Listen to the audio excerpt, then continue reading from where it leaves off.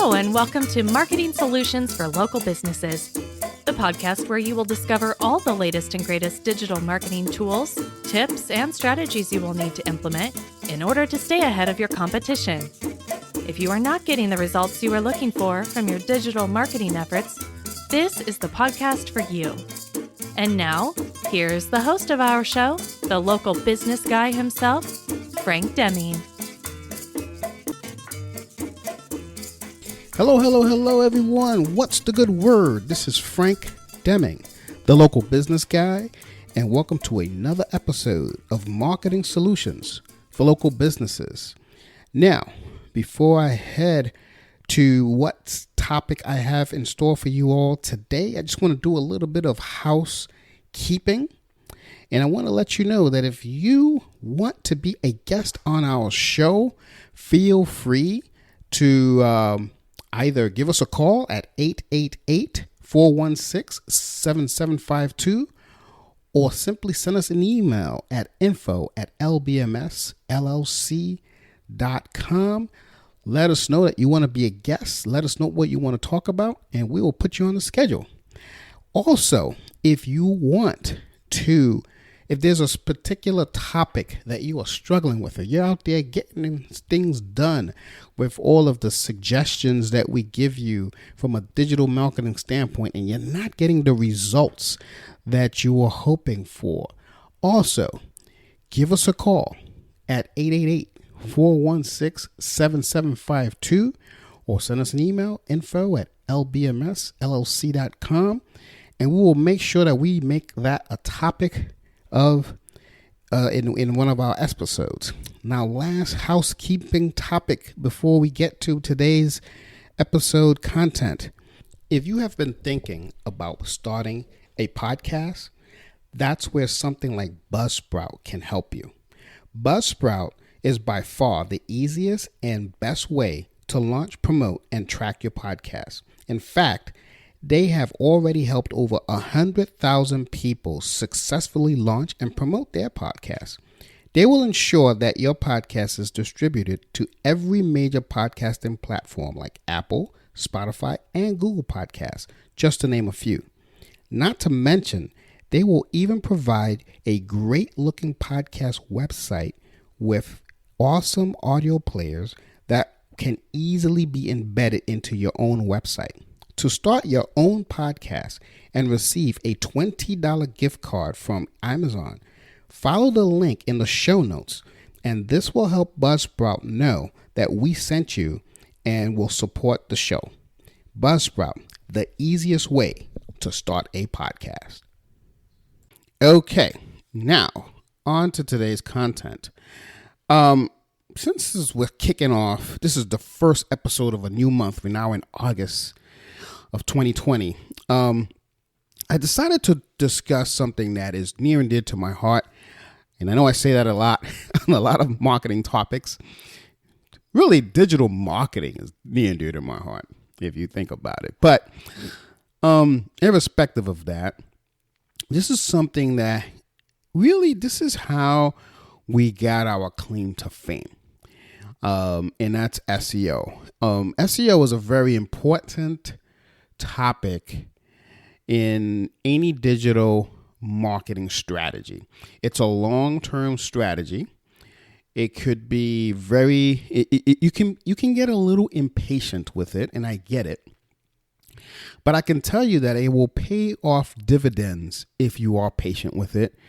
I can vouch for it from just not my experience, but also, my clients' experiences that we've worked with, that if they were actually patient with the SEO strategies, depending on the keywords that they were trying to rank for, it actually pays off in dividends. I mean, I can tell you in dividends, I can tell you one thing. I'm going to tell you how powerful SEO is. Without making this too long, there was a blog post that I wrote in 2009, okay? And it was a very difficult keyword to rank for. So I didn't see anything about this for a while. It took let's just say it took 11 months for that blog post to actually show up on the first page. Let's just say, and I can't remember exactly. It could have been 10 months or whatever, but let's just say it was 11 months. It was just under a year. Then I started seeing, so this was 2009. So let's assume I did it in the middle of 2009. So let's say I got its first traffic sometimes in the middle of 2010. Here's the kicker, though. Because I did the research correctly, keyword research and all of that stuff, that blog, after that first visit, and that first conversion, I should say, into a lead, I have consistently gotten free leads, because technically it's free. It took me what? An hour, maybe 2 hours to write that blog post back in 2009.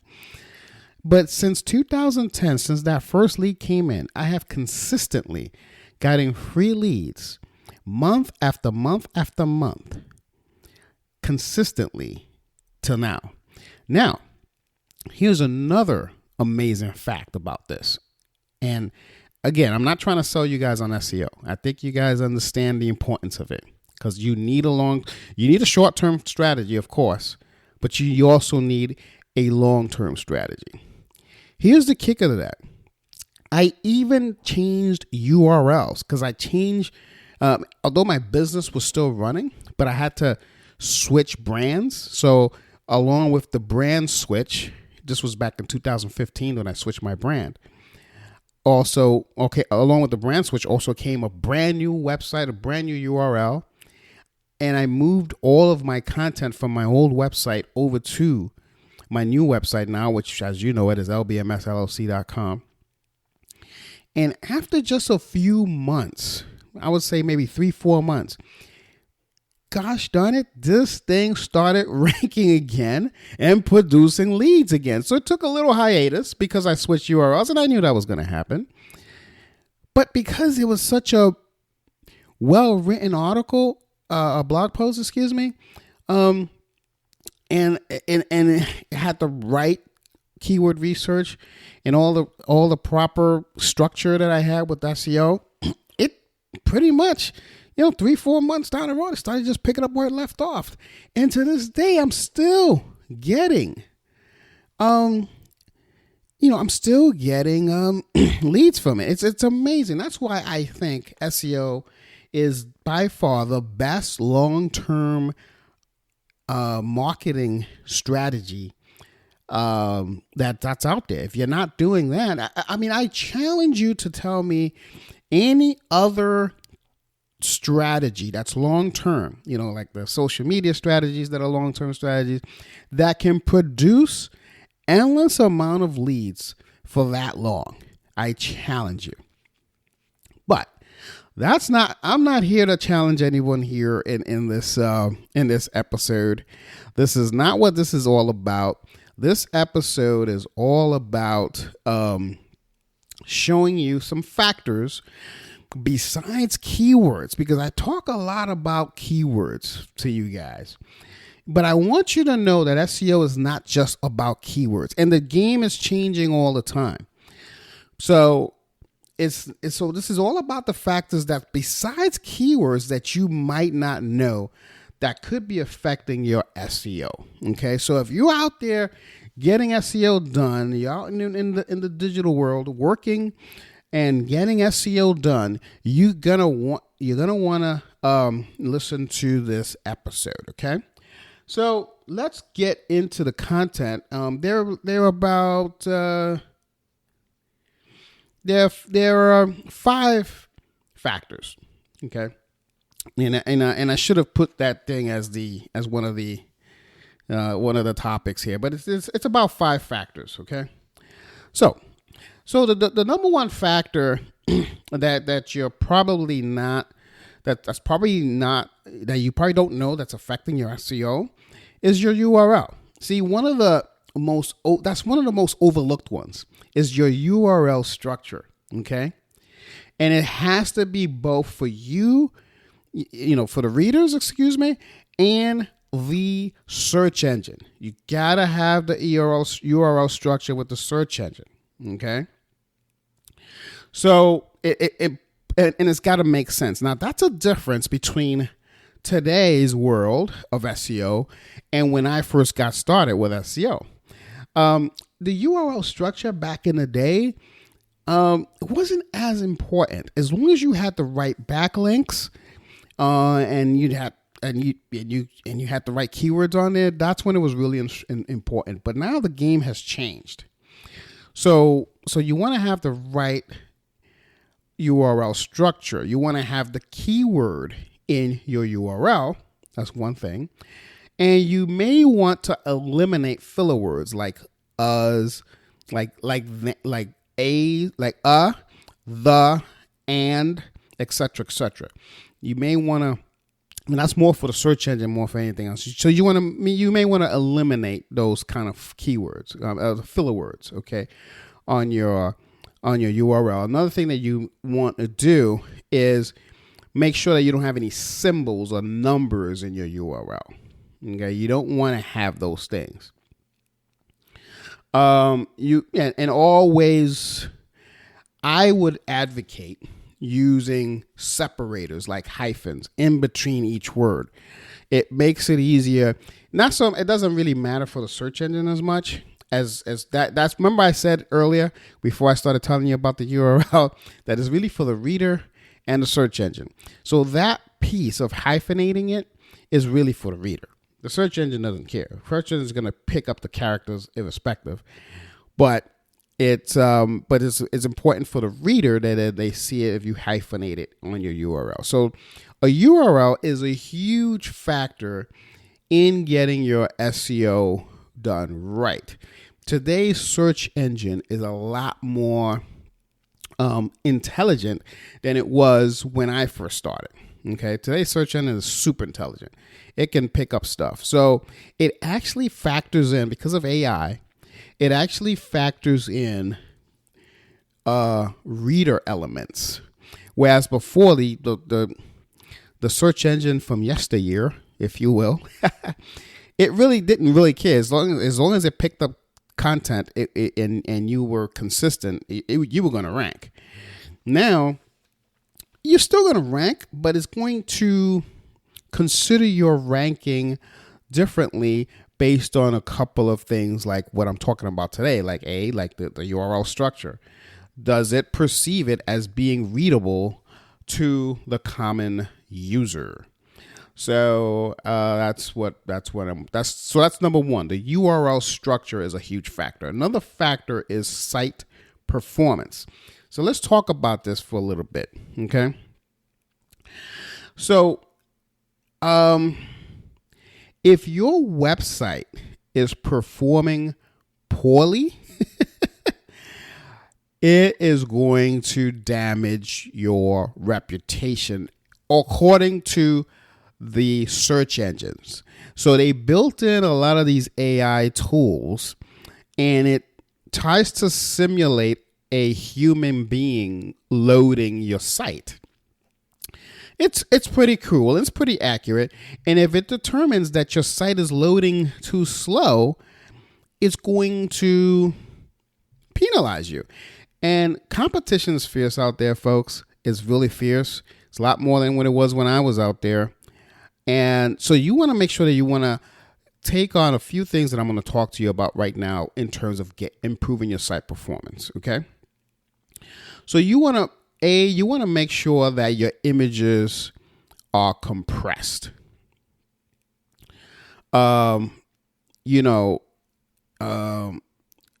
Because if your site is taking a long time to load, it could be because your images are not compressed. You're loading them.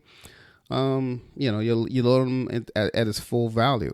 You also want to take into consideration, and again, if you don't have this, I'm sure everyone here has a web designer. Everybody here has here's where, and I'm gonna jump on a bandwagon. I'm gonna jump on something, not a bandwagon. I'm gonna jump on a soapbox of something it's a huge thorn on my side right now.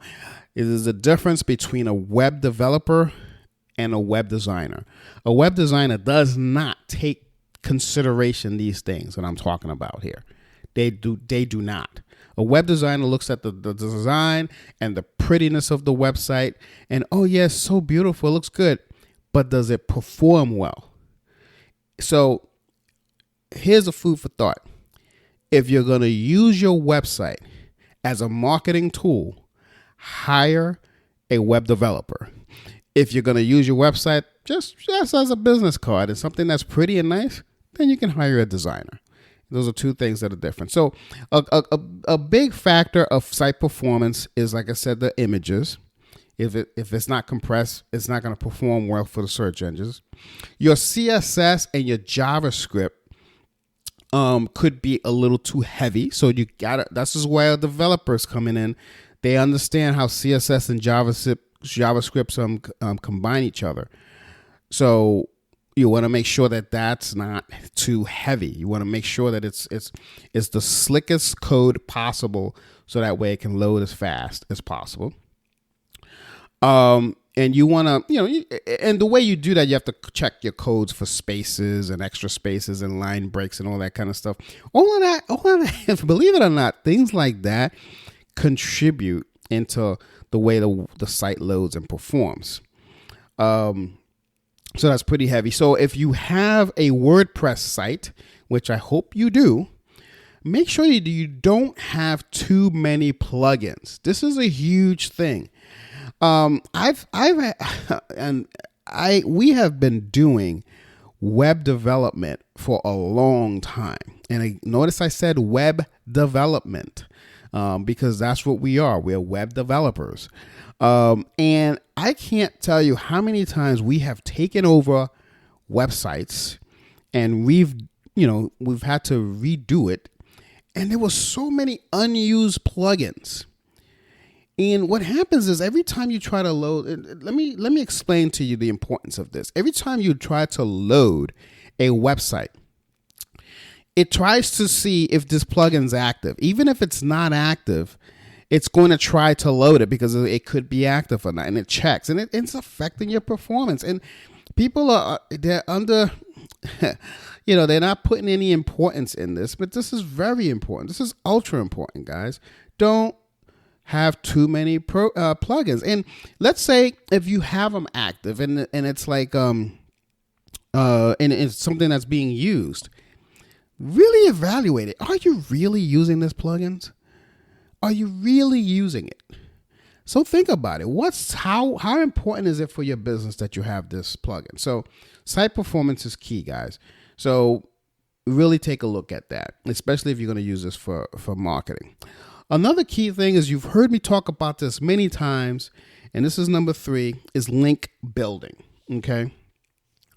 So you got to remember that the search engines use links to discover new web pages and determine the standing and performance of the page to establish its ranking. Okay, let me say that again. You got to remember, and this is why link building is so important. The search engines use the links to discover new web pages and determine the standing and performance of the page to establish its ranking. Going back to my original story of that blog post I wrote back in 2009, one of the reasons why that thing is still performing so well is because it's content that people need, right? And although there have been new pages that have come up before, since that, it's still not outperforming mine, because the performance of that website, of that new content or blog post or whatever that's coming up to come again, is not performing better than mine. So it's giving me more and more link juice. I mean, I'm always putting out link juice for this keyword, but it's still linking back to my page, although it was written, back in 2009 and moved, by the way. So you have to understand that your website should have backlinks from trustworthy websites that have authority. So this is where link building is important. So here's the importance of of getting authority and trustworthy links.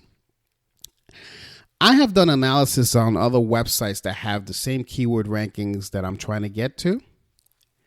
And the reason why they're not outperforming me, it could be a couple of things that we're talking about. Like, my website's totally optimized with the CSS, the JavaScripts, and the images. But it's also where my link is coming from. My links are coming from highly authoritative and trustworthy websites. Anything that's coming from a bad URL, it actually hurts you. So you got to understand that link building is not about getting 50,000 links to your website. It's about getting 4 great links from authoritative sites. So that's the key thing. All right. And it's got to be authoritative and trustworthy.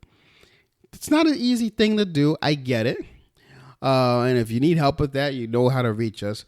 But it's very important to at least try to achieve that. So link building is very important, guys.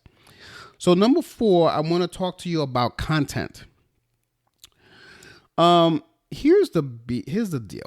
And this is one thing I love about digital marketing. It's always changing. Because yet another algorithm change happened. Google released an updated freshness algorithm. It's called freshness. That it prioritizes fresh pieces of content and considers it as an essential determination of ranking. This is what this is doing. Now, it has yet to affect that old blog post that I had. But it's probably because I've also I've tweaked a little bit of that code because I knew this new release from Google's coming. So I tweak a little bit. I change words here and there, and Google considers it fresh content. Isn't that kind of cool? That's kind of slick, right? Because I was ahead of the game. It's important, guys, that you now with this new release of this algorithm change, you have to understand that you may have to do a little bit of stuff. So you may want to repurpose some content with the same thing. So you want to update old content and repurpose them. And that's not a bad thing. It's not a bad thing. It keeps you fresh. And I'm going to do that with that blog post because it has given me so much. It's given me so much. Why wouldn't I? I mean, it's since 2009, I'm still getting leads. So now, but with this new algorithm change, I have to make sure that I keep that going. I'll give you an update on how that's going. Okay. So last but not least, this is number 5. You got to remember, the game has changed, folks. You got to be mobile first. And here's what I mean. How does your website perform on a mobile device? Okay. So the mobile first indexing thing was released back in 2016. And a lot of people are feeling the effects of this. And I don't want you to feel the effects of this. I want you to think mobile first.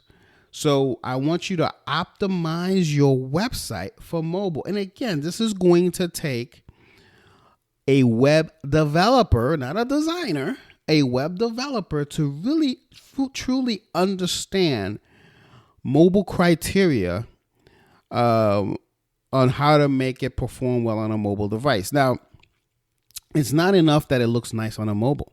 Yeah, the design is nice. That's important. I get it. But you want the performance to be good, especially if you're thinking about marketing your business using your website, as a marketing tool for your business. So let me recap really quick as to where we are here, as to what we were talking about. Remember, we're talking about some factors. We're talking about some factors besides keywords, because I talk a lot about keywords. Keywords is huge. You got to have the right research. I get it. But there's some other factors that we're not dealing with here, okay? And this is what we're talking about today. Number one, your URL. Is your keyword in your URL? Is it nicely separated and distributed? Number two, you want to talk about site performance. Is your CSS and your JavaScript really written the right way? How are your images optimized for load purposes? Link building. Where are you getting your backlinks from? Are they authoritative and trustworthy sites? Very important. You have to understand this. Content. So you want to be able, with this new content release, this new release of called freshness algorithm, that's what it's called, are you keeping your content fresh? Are you constantly doing this? And number 5, last but not least, think about the release that was done back in 2016 called Mobile First. Is your website optimized for mobile devices? So that is it for today's content. I will be back on Friday with another version of another episode of Marketing Solutions for Local Businesses. I want you guys to go out there and implement this stuff. It doesn't mean it has to be you. Just call your developer and say, hey, I was listening on a podcast and they were talking about these things. Are we doing these things? I'll be interested to know what they say. So until Friday, folks, this has been Frank Deming, the local business guy, and I want you guys to have the great rest of your evening. Take care, and bye for now. Thanks for listening to another episode of Marketing Solutions for Local Businesses, the podcast where you will discover all the latest and greatest digital marketing tools, tips, and strategies you will need to implement in order to stay ahead of your competition. Don't forget, any links that were mentioned during the broadcast will be available to you in the show notes, so be sure to grab them while you have the chance. Incidentally, if you have any topics that you would like for us to discuss on the show, be sure to send an email to the email provided in the show notes, or click the Contact Us link and let us know what topic you would like us to help you with, and we'll be sure to add it to our schedule. If you would like for Frank and his team to look at your digital marketing presence and give you a free evaluation, simply click the Request a Free Consultation link in the show notes to get a hold of them. That being said, until our next episode, make it a successful digital marketing day. Peace out.